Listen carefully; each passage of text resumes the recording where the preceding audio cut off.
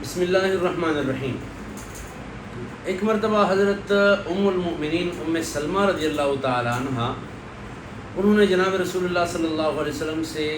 پوچھا کہ یا رسول اللہ، جنت کی حور عین افضل ہیں یا دنیا کی عورتیں افضل ہیں؟ یعنی دنیا کے اندر جو عورتیں ہیں، جو ہماری مائیں بہنیں بیٹیاں ہیں، یہ افضل ہے یا جنت کی حور عین افضل ہیں جس کو اللہ تعالیٰ نے اہل جنت کے لیے جو ہے وہ بنا رکھی ہے؟ تو سرکار دو جہاں صلی اللہ علیہ وسلم نے ارشاد فرمایا کہ جنت کی حور عین سے دنیا کی یہ عورتیں یہ افضل ہیں۔ جس طرح کوئی آدمی کپڑا پہنتا ہے، ایک کپڑے کا ظاہری حصہ ہوتا ہے اور ایک اندرونی حصہ ہوتا ہے۔ مثال کے طور پر ایک آدمی ہے، اوپر ایک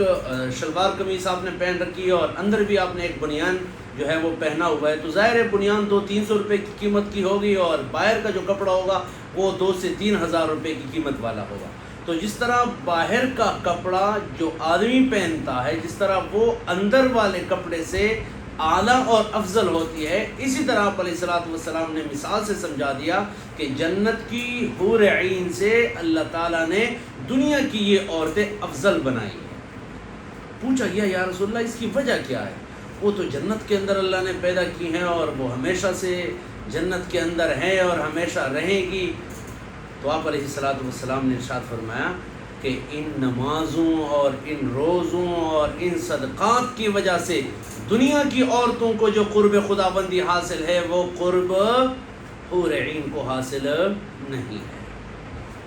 تو یہ کتنی عظیم خوشخبری ہے ایک مسلمان خاتون کے لیے کہ دنیا کے اندر آپ نمازیں پڑھتی ہیں، آپ روزے رکھتی ہیں، آپ جو ہے وہ صدقات دیا کرتی ہیں، ذکر و اذکار کیا کرتی ہیں، تو ان تمام اعمال کی وجہ سے اللہ تعالیٰ نے آپ کا مرتبہ جنت کے اندر پیدا کیے گئے حور عین سے بھی اعلیٰ کر دیا ہے۔ اب اس میں کوئی یہ نہ کہے کہ وہ تو ہمیشہ راحت کے اندر ہیں، وہ تو ہمیشہ سکون کے اندر ہیں، انہوں نے تو کوئی تکلیف دے کی ہی نہیں۔ اللہ کے بندی، دنیا کے اندر ہر وہ سکون اور ہر وہ راحت جو مشکل اور پریشانی کے بعد حاصل ہو،